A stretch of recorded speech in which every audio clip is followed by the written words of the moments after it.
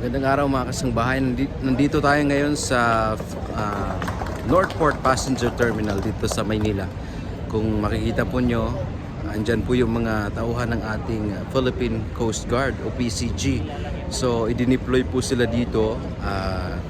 Narinig natin kanina, nagbababa ng mga instruction yung kanila pong opisyal kung ano po yung mga dapat po gagawin rather while they are on duty dito po sa terminal,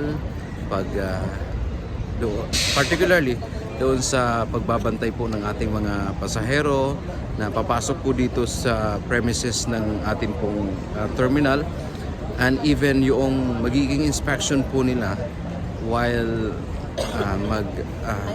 papasok na po doon sa loob ng barko yung atin pong mga kababayang bibiyahe this long holiday. So yan po.